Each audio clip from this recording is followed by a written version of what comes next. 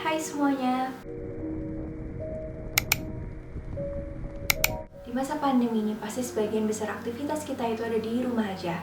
Nah, pernah nggak sih terlintas kalau misalnya kalian itu walaupun tetap di rumah aja, tapi pingin punya new experience, new knowledge, and even obtaining new skill. Nah, hari ini aku mau share tips ke kalian yang pastinya udah pernah aku jalanin sebelumnya. Jadi gimana caranya ikut course dari universitas di luar negeri dan dapetin sertifikatnya bahkan secara gratis. Without further ado, let's get into the video.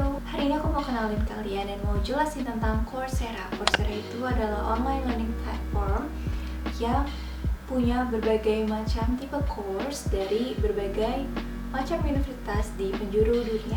Contohnya mulai dari Nanyang Technological University, the University of Melbourne, Seoul National University, dan masih banyak lagi. Step pertama, buka website Coursera, lalu membuat account terlebih dahulu.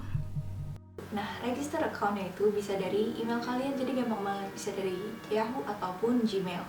Nah, setelah kalian bikin account di Coursera, habis itu bisa tuh kalian search mau kira-kira mau daftar ke course apa ya, atau dari universitas mana ya.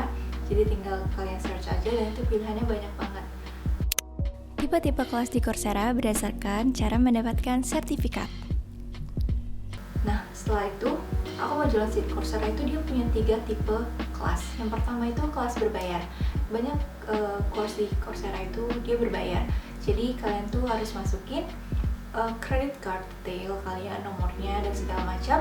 Nah, jadi nanti kalian bisa ikutin semua course-nya dan dapat sertifikatnya. Biasanya untuk satu sertifikat itu harganya sebesar 49 USD atau kalau di course sebesar ini. Nah, untuk yang kedua itu 7 days trial. Di 7 days trial itu kalian bisa dapat kelasnya gratis selama 7 hari dan bisa dapat sertifikat selama 7 hari. Tapi tetap untuk ikut course itu kalian harus masukin CC dulu credit card. Jadi untuk yang 7 days trial ini benar-benar ketat ya guys. Jadi kalian harus benar-benar ingat tuh 7 hari ke depan tuh tanggal berapa ya. Jadi jangan sampai telat. Kalau telat sejam atau 2 jam tuh nanti langsung potong 49 USD. Jadi harus ingat, harus make sure kalian tahu selesainya itu tanggal berapa di jam berapa.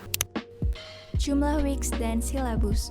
Nah, sebenarnya bagusnya sih sebelum kalian enroll untuk ikut course, kalian tuh udah cek dulu nih ada berapa total weeks di course itu dan tiap weeknya itu belajarnya tentang apa aja. Nah, itu jadi pentingnya total weeks dan silabus dicek dulu sebelum pilih course tersebut. Cara apply financial aid Coursera. Nah, yang ketiga ini yang biasanya aku daftar itu financial aid. Financial aid ini basically kayak program beasiswanya dari Coursera. Jadi kalian bisa ikut course-nya secara gratis, full course, dan dapat sertifikat untuk di akhir kelasnya. Untuk ikut financial aid ini memang ada registrasinya, jadi nanti kalian akan ditanya 2 pertanyaan dan itu nanti ada linknya, tinggal klik aja. Biasanya tulisannya tuh financial aid available, tinggal kalian klik, habis itu isi deh tulisannya. Nanti akan ada 2 pertanyaan, 2 answer box. Pertanyaan itu harus 150 words. Nah, untuk pertanyaan itu apa aja sih? Nih, karena aku bahas. Pertanyaan yang pertama, why are you applying for financial aid? Di sini, pengalaman aku nyebutin ada 2 topik penting. Yang pertama, showing interest kalian.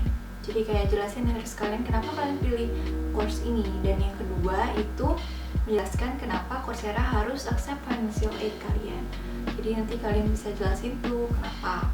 Nah, yang kedua itu pertanyaannya, how will taking this course help you achieve your career goals? Ada 3 nih yang aku jelasin sesuai pengalaman aku ya. Yang pertama itu recall lagi tentang interest kalian yang kayak ada di pertanyaan pertama, tapi cukup 1 kalimat aja karena di pertanyaan pertama kan udah dijawab secara detail. Nah, yang kedua itu jelasin tentang career plan kalian gimana. Bisa aja misalnya kalian baru mau masuk ke universitas, terus kalian jelasin aja tuh berarti kalian mau memperdalam knowledge dulu tentang subjek yang ada di jurusan itu. Atau yang kedua, kalian mau memperdalam skill untuk persiapan nanti di dunia kerja. Jadi bisa 2 itu nanti kalian angkat topiknya.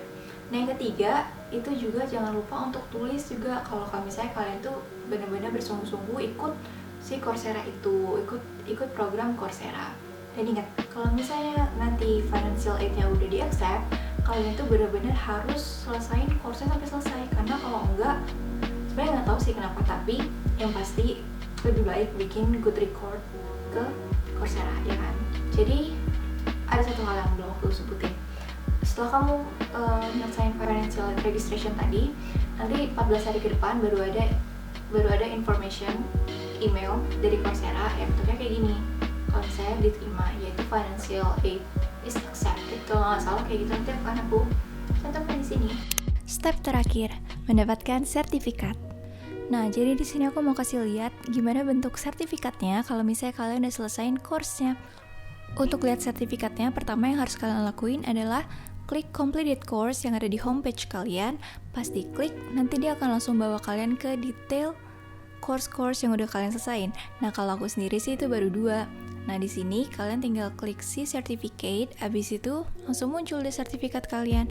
Nah, setelah itu kalian bisa tuh nge-share sertifikatnya atau langsung di-download PDF-nya. Jadi selamat mencoba. Kalau misalnya kalian suka sama video ini, jangan lupa untuk klik tombol like. Dan kalau misalnya ada mau ditanyain, bisa komen di comment section di bawah. Nanti aku coba untuk menjawab. Sampai ketemu di video selanjutnya.